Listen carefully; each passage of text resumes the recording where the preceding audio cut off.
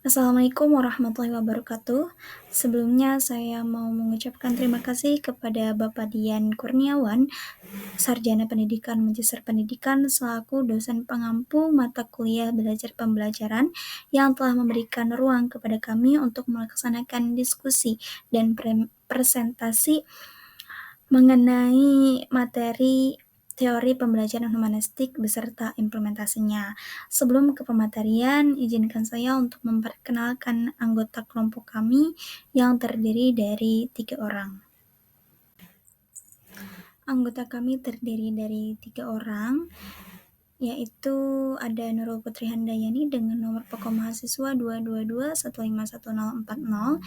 Saya sendiri Della Fitriani dengan nomor pokok mahasiswa 222151010, dan yang terakhir ada Kiki Windayani dengan nomor pokok mahasiswa 222151003. Nah, di sini kita akan membawakan 4 materi pembahasan, diantaranya ada pengertian, ciri-ciri, kelebihan dan kekurangan, serta implementasi dari teori pembelajaran humanistik di tempat kita melaksanakan FKIP Edu.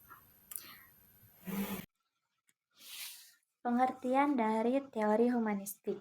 Teori humanistik adalah salah satu teori belajar yang sering digunakan oleh guru maupun tenaga pengajar lainnya.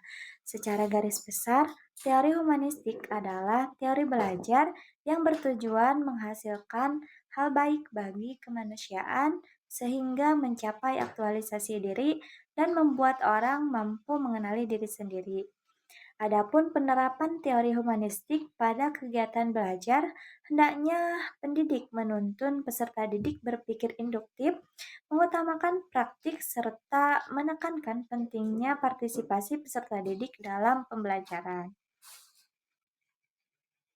Selanjutnya ada ciri-ciri teori belajar humanistik. Adapun ciri khas atau karakteristik teori belajar humanistik menurut Tamara pada tahun 2022 adalah yang pertama, menekankan proses aktualisasi diri pribadi, yaitu manusia sebagai individu yang mengeksplorasi diri. Proses ini sangat penting dan sentral dalam pembelajaran. Lalu yang kedua, peran kognitif dan emosional itu disertakan. Lalu yang ketiga, mengutamakan pengetahuan dan pemahaman pribadi. Yang keempat, mengenalkan bentuk-bentuk perilaku diri. Dan yang terakhir, tidak seorang pun kecuali dirinya sendiri yang berhak mengatur proses belajar setiap individu. Nah, adapun untuk kelebihan dari teori belajar humanistik ini diantaranya yaitu mengedepankan akan hal-hal yang bernuansa demokratis, partisipatif, dialogis, dan humanis. Jadi siswanya itu didorong untuk mengedepankan hal-hal seperti berbau demokratis, terus partisipatifnya juga akan lebih aktif, dan dialogis antara teman sebayanya pun akan lebih terjamin ketika seorang guru menerapkan teori pembelajaran humanistik. Selain itu juga untuk suasana pembelajaran yang saling menghargai, adanya kebebasan berpendapat dan kebebasan mengungkapkan gagasan. Nah, untuk kelebihan yang kedua ini masih berkesinambungan dengan kelebihan yang pertama, yaitu siswa itu pasti akan muncul hal-hal seperti demokratisnya ada, partisipatifnya ada, dialogisnya ada, dan humanisnya juga ada. Nah, dan untuk yang terakhir, untuk kelebihan dari teori pembelajaran humanistik ini yaitu keterlibatan peserta didik dalam berbagai aktivitas di sekolah, dan lebih-lebih adalah kemampuan hidup bersama atau komunal bermasyarakat di antara peserta didik yang tentunya mempunyai pandangan yang berbeda-beda. Karena di sekolahnya itu siswa sudah dilatih untuk menghargai antara satu sama lain, dan dilatih untuk bebas mengemukakan pendapat, sehingga keterlibatan peserta didik dalam aktivitas sekolah itu akan menimbulkan kesan baik atau positif ketika peserta didik itu udah langsung terjun ke dunia masyarakat, seperti itu. Nah, di samping banyaknya kelebihan pada teori pembelajaran humanistik ini, ada juga beberapa kekurangan yang harus senantiasa diperbaiki. Di antaranya, ketika teori pembelajaran humanistik diterapkan itu tidak bisa diuji dengan mudah karena teori humanistik ini mengedepankan minat, bakat siswa, sehingga untuk indikator pencapaiannya itu eee, lebih sulit daripada teori-teori pembelajaran yang lainnya. Selain itu juga, siswa yang tidak menyadari dan memahami potensi dirinya akan ketertinggalan dalam proses pembelajaran. Karena sebelumnya juga sudah disebutkan bahwasanya teori belajar humanistik ini lebih ke minat belajar siswanya di mana. Nah, sehingga kalau misalkan siswa tersebut tidak menyadari dan memahami potensi dirinya ada di mana, minat bakatnya ada di mana, sehingga siswa tersebut akan mengalami ketertinggalan dalam proses pembelajarannya. Selain itu juga siswa yang tidak aktif dan malas belajar akan merugikan diri sendiri dalam proses pembelajarannya karena teori humanistik ini lebih mengedepankan kayak minat, bakat, antusias dari siswa tersendiri sehingga ketika ada siswa yang kurang aktif atau malas dalam pembelajaran, maka hal tersebut akan merugikan dirinya sendiri dalam proses pembelajaran sehingga akan tertinggal dari teman sebayanya. Selain itu juga yang terakhir, untuk kerugian dalam teori maksudnya untuk kekurangan dari teori belajar humanistik ini, yaitu proses pembelajaran lebih difokuskan kepada potensi yang dimiliki siswa, sehingga pengembangan intelektual pada diri tidak terarah. Kalau misalkan teori-teori lain itu ada yang tersusun, terstruktur, bagaimana perkembangan akademik dari siswanya.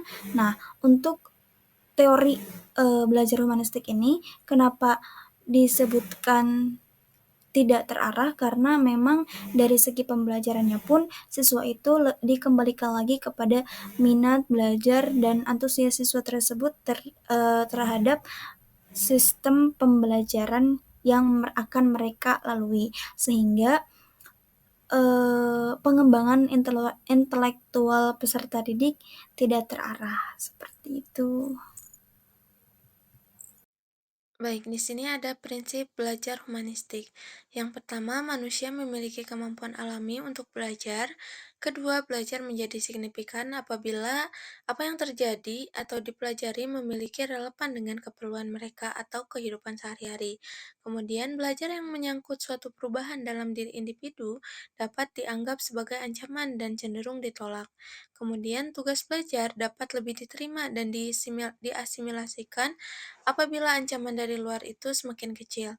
Kemudian, apabila ancaman dari luar individu kecil, pengalaman dapat diperoleh dengan berbagai cara dan proses belajar dapat terjadi. Kemudian, belajar bermakna diperoleh siswa dengan melakukannya. Kemudian, belajar berlangsung secara lebih baik apabila peserta didik dilibatkan dalam proses belajar dan ikut bertanggung jawab dalam proses belajar. Kemudian, belajar atas inisiatif sendiri dengan keterlibatan seutuhnya, baik emosi maupun kognisi merupakan cara yang efektif. Dan yang terakhir, kepercayaan diri, kemerdekaan, kreativitas lebih mudah dicapai apabila peserta didik dibiasakan untuk mengawasi diri dan mengkritik diri sendiri. Kemudian ada prinsip pendidik-pendidik humanistik. Yang pertama, siswa harus dapat memilih apa yang mereka ingin pelajari. Guru humanistik percaya bahwa siswa akan termotivasi untuk mengkaji materi, bahan ajar jika terkait dengan kebutuhan dan keinginannya. Kemudian yang kedua, tujuan pendidikan harus mendorong keinginan siswa untuk belajar dan mengajar. Nah, mereka tentang cara belajar. Siswa harus termotivasi dan merangsang diri pribadi untuk belajar sendiri. Kemudian, pendidik humanistik percaya bahwa nilai tidak relevan dan hanya evaluasi belajar diri yang bermakna. Kemudian, pendidik humanistik percaya bahwa baik perasaan maupun pengetahuan sangat penting dalam sebuah proses belajar dan tidak memisahkan domain kognitif dan efektif. Kemudian yang terakhir, pendidik humanistik menekankan pentingnya siswa terhindar dari tekanan lingkungan, sehingga mereka akan merasa aman untuk belajar. Dengan merasa aman, akan lebih mudah dan bermakna proses belajar yang dilalui. Selanjutnya ada implementasi.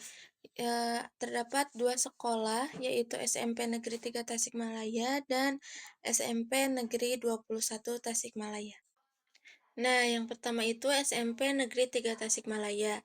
Nah, kesesuaian teori dan kenyataan dalam pembelajaran matematika, di mana yang pertama itu ada teori. Nah, matematika diajarkan dengan pendekatan yang memperhatikan perasaan dan pengalaman siswa. Kemudian, guru bertindak sebagai fasilitator membimbing siswa dalam menemukan konsep matematika secara mandiri. Kemudian, lingkungan belajar diciptakan agar bebas dari tekanan, sehingga siswa merasa aman untuk bereksplorasi dan melakukan kesalahan. Kemudian yang terakhir, pembelajaran berorientasi pada makna dan relevansi dalam kehidupan sehari-hari. Kemudian ada kenyataan di lapangan. Nah, metode ceramah masih dominan di mana jika metode ceramah ini masih mendominasi, pendekatan humanistik sulit diterapkan secara optimal karena siswa kurang memiliki kesempatan untuk bereksplorasi. Kemudian tekanan pada hasil, bukan proses. Nah, di SMP ini masih lebih menitik beratkan pada hasil ujian dan nilai daripada proses pemahaman konsep secara mendalam. Kemudian heterogenitas kemampuan siswa, di mana setiap siswa itu memiliki tingkat pemahaman yang berbeda dan tanpa diferensiasikan pembelajaran yang baik. Siswa yang kurang cepat menangkap materi bisa tertinggal. Kemudian, kurangnya integrasi kontekstual, di mana matematika sering diajarkan secara abstrak tanpa dikaitkan dengan kehidupan nyata siswa. Padahal teori humanistik ini menekankan pembelajaran yang bermakna. Nah, adapun untuk pengimplementasian dari teori belajar humanistik yang diselenggarakan di SMP Negeri 21 Tasikmalaya itu ada beberapa cara. Nah, untuk teori belajar humanistik itu kan menekankan pada perkembangan potensi peserta didik secara holistik, mencakup aspek kognitif, afektif, dan emosional.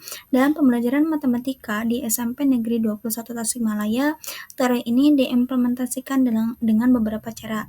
Di antaranya itu pendekatan pembelajaran yang memotivasi. Guru ini dituntut untuk di awalnya itu memberikan kayak motivasi atau dengan minimalnya itu memberitahukan bahwasanya ketika siswa tersebut mempelajari suatu materi, nah materi tersebut itu akan berguna pada kehidupan sehari-harinya ataupun kehidupan yang akan datang. Sehingga hal tersebut memotivasi siswa untuk membangkitkan minat dalam pembelajaran yang akan dilaksanakan. Selain itu juga pembelajaran kontekstual yang bermakna, di mana guru itu memberikan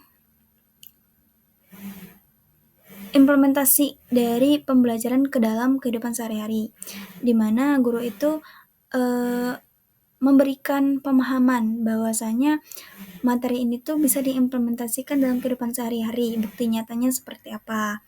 Nah, seperti itu. Dan yang ketiga itu menghargai perbedaan individu.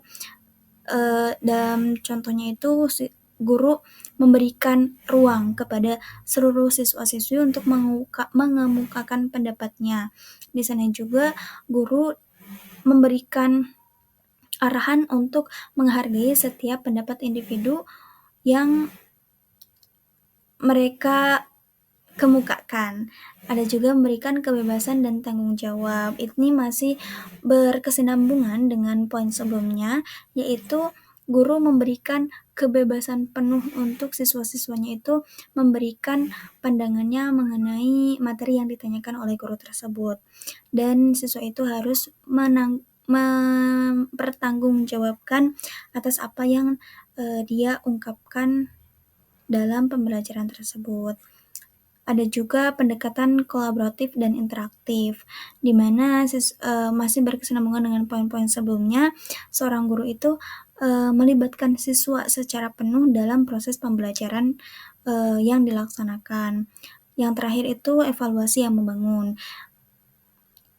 Setiap guru itu mau setelah pembelajaran selesai ataupun diberikan tugas harian ataupun diberikan kayak refleksi dari setiap temuannya dan akan selalu mengevaluasi apa yang menjadi kekurangan ketika proses pembelajaran tersebut dilaksanakan, sehingga akan ada evaluasi yang terus membangun minat dan keingintahuan siswa dalam pembelajaran, seperti itu.